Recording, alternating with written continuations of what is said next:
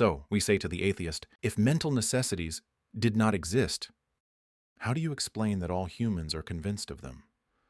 Which proves that they are ingrained rational components within humans. Everyone, including you, applies them in reality. The atheistic perspective answers, since man came through Darwinian evolution, and the driving forces for this evolution are natural selection and random mutations which serve the survival of a species, what guarantees that these mutations have developed minds for us that are capable of reaching the truth? Indeed, these minds can mislead us into believing that some things are mental axioms, when in reality they are mere illusions, whereas our minds deceive us to ensure our survival. Hence, atheism leads its follower far beyond the denial of mental axioms, to doubt the credibility of the human mind itself. We tell the atheist, then your atheism admits that your mind may mislead you and may not discover the truth, so how can you trust your mind then? You insist that your atheism is based on the mind, while your atheism itself negates the credibility of the mind. It is as if you are saying, I believe my mind, because my discredited mind tells me to believe it. This profound dilemma about the mind's credibility was present even with Darwin himself, who expressed his confusion and irritation regarding this issue. He said, then, with me, the horrid doubt always arises, whether the convictions of man's mind, which has been developed from the mind of the lower animals, are of any value or at all trustworthy. So, it is very strange for atheists to claim that they respect the mind and accuse believers of devaluing it, when in fact, atheism eventually leads to destroying the credibility of the mind. The atheist criticizes us for our belief in the Prophet, peace be upon him, who was well known for his honesty, although we did not base our belief solely on his claim that he is the messenger of Allah, but also on external evidence of his honesty and prophethood. At the same time, the atheist believes his discredited mind and its capability to indicate the truth just because his mind told him, believe me. How did atheism get out of this dilemma? The dilemma of relying on a mind, which can misguide away from truth. Atheism answered, who said that things have absolute truths in the first place for our minds to mislead us away from them? What else then? They said, there is no such thing as the truth of things. It is just a subjective human observation, as if things are colorless and each person can view them in his own subjective color. No one can fault the other, because no one can claim that the other contradicts the truth. Everything called truth is simply a product of the human mind and has no absolute value independent from us. To grasp the difference between absolute and relative truth, absolute means it's not relative or it is so by its very self, meaning we don't need to say it is so according to somebody. For example, when we draw a line like the one on the screen and someone says, these are two lines, we tell him, you are wrong. You have contradicted an absolute truth, which is that it is one line. Whereas when we say, is this script comprehensible? The answer is, its comprehensibility is not absolute. It is understood by the Japanese and not by others. The sequence that was triggered by denying Allah's existence ended up considering everything as relative, which provided the fertile environment for statements like, no one owns the truth, there is no absolute truth, and the truth is relative, etc.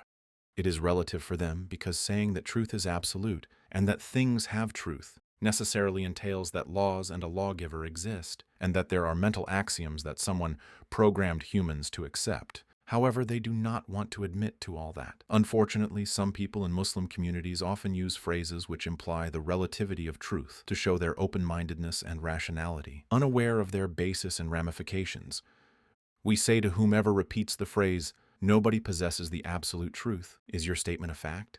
If he says yes, then he has admitted there are absolute truths. If he says, no, I see it as truth from my perspective, then we tell him, I do not see it as such. So why do you renounce those who disagree with you, who hold on to absolute truths and consider it as rigidity? This fluidity, dear viewers, this nihilism and absurdity created the right medium for the idea of open text, which means treating revelation texts as open texts that do not have one face of truth that a Muslim must understand and apply. Rather, understanding is relative, and no one can say the others are wrong. This, dear viewers, reveals the ramifications of atheism when it denies each of the 9 key phrases in the faith-based premise. Allah created the heavens and earth in truth, imposed by His wisdom, fixed laws, and created man with an innate nature that enables him to recognize the necessary mental axioms, which allow his mind to discover the truth of things. For an atheist, there is no Allah, no creation, no wisdom, no fixed laws, no innate nature, no mental axioms, no trustworthy human mind, no truth, no absolute facts, no reliable, reproducible scientific results to make inductions and formulate laws, and no common logical language of communication. Thus, everything falls apart. And do not obey one whose heart we have made heedless of our remembrance, who follows only his desires, and whose state is total loss. All of this follows necessarily from the denial of Allah. Those who stop and pause during this downward spiral do so only by denying their atheism and contradicting their beliefs. Therefore, dear viewers, it turns out that there is no truth without the belief in the existence of Allah Almighty, who has absolute perfection, who endowed man with absolute truths that he cannot reach on his own. Thus, we understand the profound statement of the scholars: knowing Allah is the source of all knowledge. Because whoever doesn't realize the existence of Allah Almighty cannot evidentially formulate a coherent theory of knowledge. This is the meaning of Ibn al-Qayyim's statement in brief. Denying the universe maker in the minds and innate natures is like dismissing and denying knowledge. There is no difference. Actually, for pure and bright minds and pristine innate natures, the Creator as evidence of His creation is more obvious than the opposite. He meant that using the Creator as evidence for creation is clearer than using creation as evidence for the Creator. Then Ibn al-Qayyim said, and I heard the high-ranking scholar Taqiyuddin ibn Taymiyyah say, "How do you ask for evidence of Him who is the evidence of everything?" He often gave this poem verse as an example: "Nothing in the intellect is right if we need evidence for daylight." Today's episode also helps us answer the question of the previous episode. We have proven that man has an innate acknowledgement of the Creator. But does this acknowledgement necessarily mean that the Creator exists? In today's episode, we have shown the ramifications of denying the innate truths that man necessarily finds in himself.